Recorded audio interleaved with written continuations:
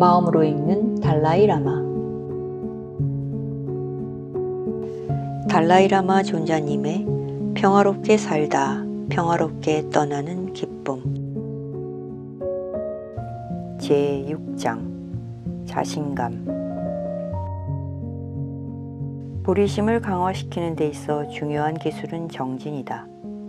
일상생활에서도 우리가 어떤 것을 성취하려면 인내해야 한다. 마찬가지로 우리가 정신적 깨달음을 추구하려면 정진해야 한다. 게으름이 우리 마음속에 퍼지면 불교 수행은 진전되지 않는다. 기술적으로 정진하는 것이 중요하다.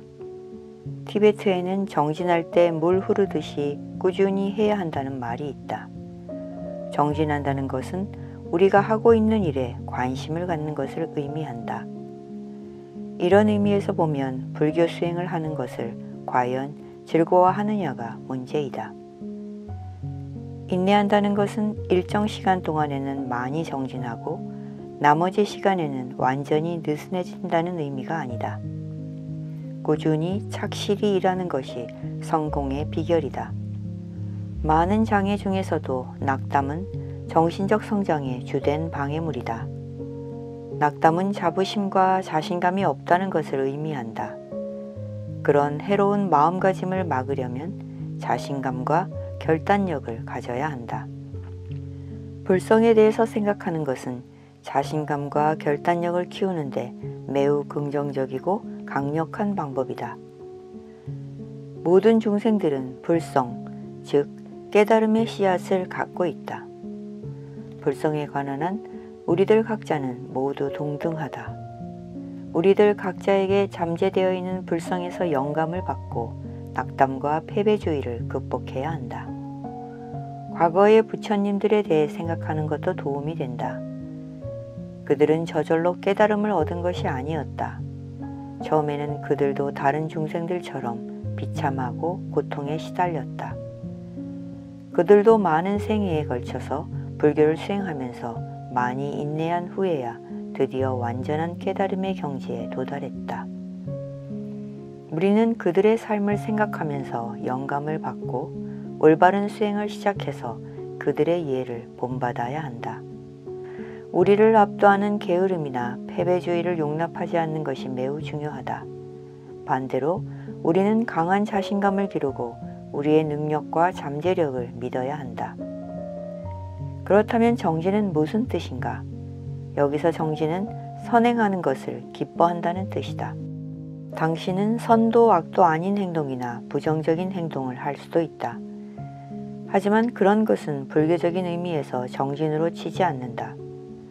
정진 수행에는 도덕적 품성을 기르는 것을 기뻐하는 마음이 포함되어 있다. 이런 수행을 방해하는 것이 게으름이다. 게으름에는 여러 종류가 있다. 미루는 게으름, 무의미한 활동에 매달리는 게으름, 자신의 능력을 불신하는 데서 오는 게으름 등이다. 이러한 게으름들을 극복해야 한다. 불교의 목적은 마음을 변화시키는 것이다. 그것은 마치 우리가 건물을 세우는 것과 같다. 다른 점은 마음속에 세운다는 것뿐이다.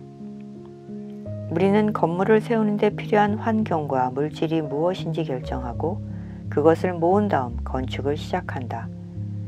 그와 마찬가지로 우리는 장애가 되는 요소가 무엇인지 알아내고 그것을 하나씩 제거한다. 도덕적 품성을 기르는데 근본적으로 장애가 되는 것은 게으름이다. 게으름이 있으면 아무것도 이룰 수가 없다.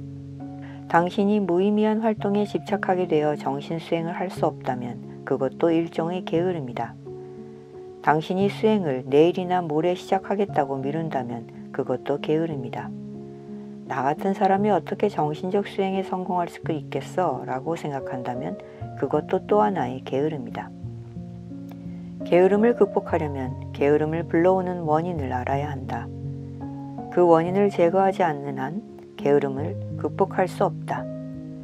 그 원인 중에는 편안한 것과 잠을 많이 자는 것을 너무 좋아하거나 윤회의 고통에 대해 뼈저리게 자각하지 못하기 때문에 시간을 한가하게 보내는 것도 포함된다.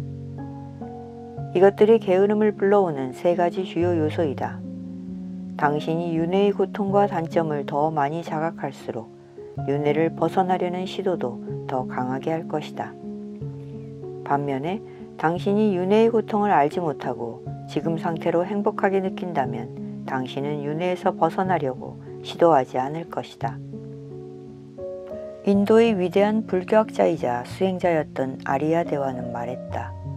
윤회 세계의 고통에 낙담하지 않는 사람이 어떻게 열반에 관심을 갖겠는가. 출가하기가 어려운 것처럼 윤회 세계를 떠나기도 어렵다. 번뇌를 일종의 덫에 비유할 수 있다. 당신이 이 덫 속에 한 번 떨어지면 번뇌의 소나기에서 벗어나지 못하고 죽음 속으로 던져질 것이다. 게으름을 방지하는 방법 중 하나는 무상함과 죽음의 본성에 대해서 생각하는 것이다.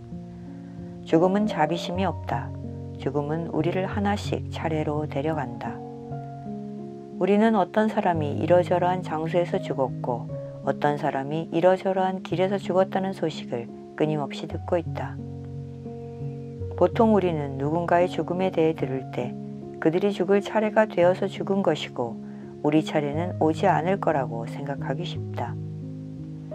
우리는 동료들이 도살장으로 끌려가고 있지만 자기도 곧 끌려갈 거라는 것을 알지 못하고 있는 어리석은 양과 같다. 죽음에 대한 두려움이 없이 우리는 그저 놀러 나왔다가 들어가서 잠잘 생각만 하는 것이다. 죽음이 언제 찾아올지는 아무도 알 수 없다. 그러니 우리가 아직 살아있는 동안에 공덕을 쌓으려고 노력해야 한다. 일단 죽음이 우리를 덮치면 그동안의 게으름을 만회할 시간조차 없다. 그때는 아무것도 할 수 없다. 그러니 미루지 말라. 정신적 수행을 내일이나 모레 하겠다고 미루지 말라. 지금 당장 시작하라. 당신이 해야 할 일을 내일이나 내년으로 미루고 심지어는 앞으로 해야 할 일의 목록을 만들고 항상 미룬다면 어느 날 갑자기 당신은 치명적인 병에 걸릴지도 모른다. 당신은 병원에 가서 의사를 만나고 먹기 괴로운 약을 먹을 것이다. 수술을 받을지도 모른다. 흰 가운을 입은 의사들은 때로는 당신에게 친절하고 자비롭지만 때로는 아무 감정 없는 기계를 해치하듯이 당신의 몸을 수술할지도 모른다. 대개 사람들이 건강하고 병이 없을 때는 전생이나 다음 생을 믿지 않는다고 큰소리친다. 하지만 죽음이 다가오면 자신이 저지른 악행들이 모두 마음에 떠오른다. 마음은 후회와 고통과 불행으로 가득 찰 것이다. 지옥의 소리가 가까이 들리기도 하고 두려움에 진땀이나 이불이 다 젖기도 할 것이다. 어떤 이는 심한 병을 앓아서 고통받고 있을 때 여러 가지 이상한 소리와 목소리가 들렸다고 했다. 때로는 사람들이 고통스러워 기절한다. 다시 살아나기 전에 긴 터널을 지나가는 경험을 했던 사람들이 많은 것 같다. 그들은 이른바 임사체험을 한 것이다. 지독한 악행을 많이 저지른 사람들은 육체의 물리적 요소들이 해체될 때 무서운 환각을 겪게 된다. 선행을 많이 쌓은 사람들은 죽는 과정에서 만족감과 행복을 경험한다. 우리가 살고 있는 이 시대의 티베트인들은 적 때문에 조국을 떠났지만 언젠가는 친척들과 다시 만날 거라고 기대하고 있다. 그러나 죽을 때 당신은 친구와 친척들과 영원히 헤어져야 한다. 어디에든 당신을 따라다니던 소중한 육체도 당신과 헤어질 것이다. 일단 당신의 몸에서 당신의 영혼이 떠나고 나면 사람들은 당신의 육체를 위험하고 무서운 것으로 생각할 것이다. 그래서 어떤 위대한 수행자들이 말하길 우리가 살아있을 때도 이 무서운 시체는 항상 우리와 함께 있다고 했다. 인생을 고통의 큰 바다를 건너기 위한 배라고 생각해야 한다. 다음 생에는 그런 배를 얻기가 대단히 어렵기 때문에 당신이 지금 그런 소중한 기회를 얻었을 때 게으름을 피우면서 잠만 자서는 안 된다.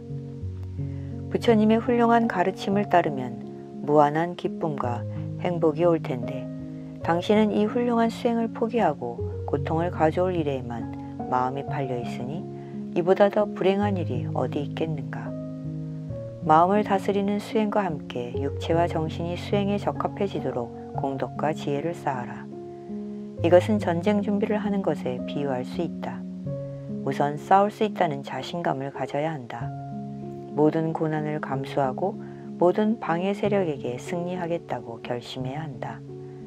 장군에겐 잘 무장하고 좋은 장비를 갖춘 용감한 병사들이 필요하듯이 수행자는 공덕과 지혜를 쌓아야 한다.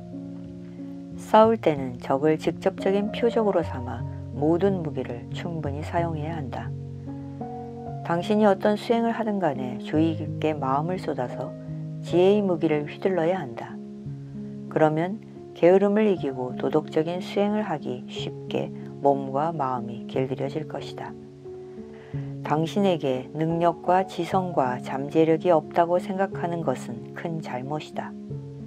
일상생활에서도 자신이 원하는 것을 할 수 있다는 자신감을 가져야 한다. 서양인들은 자부심이 약한 것 같다. 티베트 사회나 다른 사회에서도 그런지는 잘 모르겠지만 자부심이 약한 것은 매우 허약한 생각이다. 정신적 수행을 하든 일상생활의 일을 하든 자신감을 가져야 한다. 과거의 까담바 스승들은 텅 빈 동굴에서 즐길 것이 아무것도 없었다. 그들은 정신적 수행에 전념하겠다고 단호히 결심했기 때문에 그곳에서 행복하게 지냈다. 그들은 몸과 말과 생각을 모두 동원해서 불교 수행을 했다. 그들은 불교 수행에 전념하느라고 음식이 바닥나서 굶어 죽을지도 모른다고 두려워하지 않았다. 그들은 거지가 될 형편에 처한다 해도 생계를 위해 시간을 낭비해서 불교 수행을 할 수 없는 것보다는 차라리 수행을 하다가 굶어 죽는 것이 나을 거라고 생각했다. 내가 죽으면 누가 나를 도울 것이며 누가 나를 위해 기도를 할 것이냐고 걱정할 수도 있다. 하지만 까담바 수행자들은 누군가 나를 도울 것인지 아닌지를 내가 왜 걱정해야 하느냐. 나는 짐승들이나 새들처럼 황량하고 빈 동굴에서 자연스럽게 죽는 것이 더 좋다라고 말하곤 했다. 그들은 그 정도의 결심으로 수행을 했다. 그들은 나를 불황자처럼 취급하더라도 기꺼이 받아들이겠다. 내가 개들과 함께 지내야 한다면 기꺼이 그렇게 하겠다. 나는 불교 수행을 추구하며 개처럼 이리저리 떠돌아 다니겠다고 말했다. 그들은 그런 확고한 결심으로 인해 결국은 부처님의 경지에 도달했다. 정말로 불교 수행을 하려면 굳센 결심과 자신감을 가져야 한다. 자신감이 없으면 아무것도 성취하지 못할 것이다. 기대도 의심도 하지 말고 수행을 시작하라. 밀라레빠의 전기를 읽어라.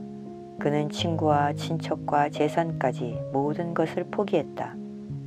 그의 유명한 개송 한 구절은 이렇게 말한다. 내가 친지들도 모르게 병이 든다면, 내가 적도 모르게 죽는다면 수행자인 나는 내 소망을 이룬 것이리라. 우리는 한두 사람에 대해서 전적으로 책임질 생각을 할 때도 결심을 해야 한다. 그렇다면 우리가 모든 중생의 행복을 목표로 해서 보리심을 기를 때는 당연히 굳센 결심을 해야 한다. 모든 중생을 돕기 위해서 보리심을 기르고 싶다고 말하면서 동시에 자신에게 능력이 없다고 느끼는 것은 모순이다. 마음의 용기를 낸다는 것은 자만심을 가져야 한다는 뜻이 아니다. 자만심과 자신감은 서로 다른 것이다. 사랑과 자비심과 보리심 같은 긍정적인 품성들을 기를 때는 자신감을 갖고 해야 한다. 보리심을 활동하게 하는 것은 자비심의 힘과 모든 중생의 행복에 대한 관심이다. 당신은 자체적으로 존재하는 나가 있다고 믿는 무지한 착각에 더 이상 매달리지 않게 된다. 결심을 하고 자신 있게 온 마음을 다해 번뇌와 싸울 수 있다.